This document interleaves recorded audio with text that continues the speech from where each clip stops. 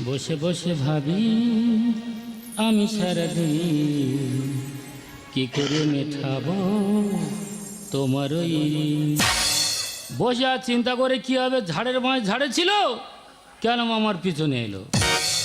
বসে বসে ভাবি আমি সারাদিন কি করে মেটাবো তোমার ওই এ মনির ঘরে কবে ধীরে ধীরে এ মনির ঘরে কবে ধীরে ধীরে ফিরিয়ে দিলে তুমি হারানো স্মৃতি। বসে বসে ভাবি আমি সারাদিন কি করে মেটাবো তোমার ওই কি করে মেটাবো তোমার ওই কি করে মেটাবো তোমার ওই।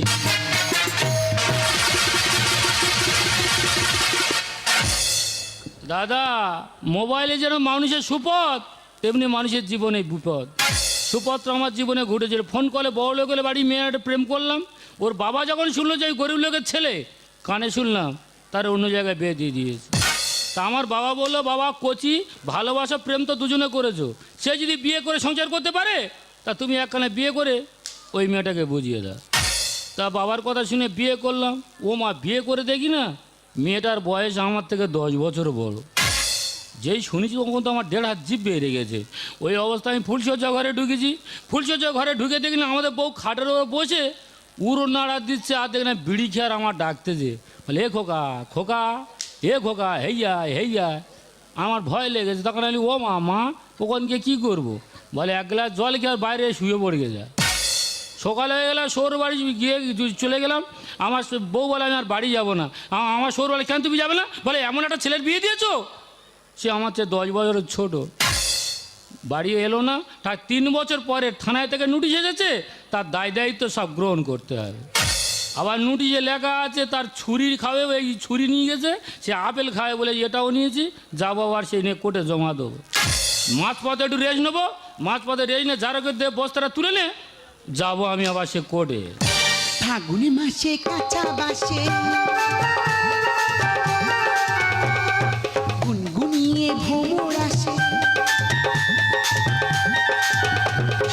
ফাগুনে মাসে কাঁচা বাসে গুনগুনিয়ে ভ্রমর আসে, প্রেমে লাগে বুকটা করে আ আ ও, দুষ্টু কোকিল ডাকে কুকু কুকু কুকু কুকু, মনে বাঁশি বাজে কুকু কুকু কুকু কুকু, দুষ্টু কোকিল ডাকে কুকু কুকু কুকু কুকু, মনে বাঁশি বাজে কুকু কুকু। আজ 3 বছর পরে বিদেশ থেকে লাইনিয়ে পড়াশোনা করে আমি গ্রামেতে ফিরছি। গ্রামেতে ফিরে গ্রামের সুন্দর পরিবেশটা দেখে আমার মনটা পুরো জুড়িয়ে গেল। 3 বছর আমি বাবাকে দেখিনি, এখন আমি বাবাকে দেখবো, তারপরে বাবার গাড়িটা নিয়ে গ্রামের সুন্দর পরিবেশটা আমি ঘুরে দেখবো। সবাই 4 চাকা নিয়ে ঘুরছে, আমার একটা পা ভ্যান জোটে না রে যে বস্তাটা নিয়ে একটু কোর্টে যায়। এই তো সেই বট গাছ, এই বট গাছে গোড়ায় ছোটবেলায় কত দোলনা চড়েছি। এই তো সেই মায়ের ভাঙা মন্দির, এই ভাঙা মন্দিরের পিছনে ছোটবেলায় কত ঝিলুক কচুরি খেলেছি। সকলের দেখা পাচ্ছি, কারো দেখা পায় না যে বস্তাটা একটু তুলে দেবে কোনো মা। আরে শালা, এই তো একটা কাবলা মতো মেয়ে দাঁড়িয়ে আছে।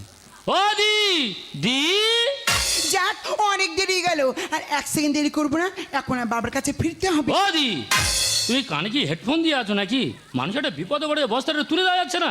ও ইনি নিশ্চয়ই কোনো সমস্যায় পড়েছি, আর বিপদে পড়লে আমাদের প্রত্যেকের পাশে দাঁড়ানো উচিত। ঠিক আছে দাদা, বস্তাটা ধরুন।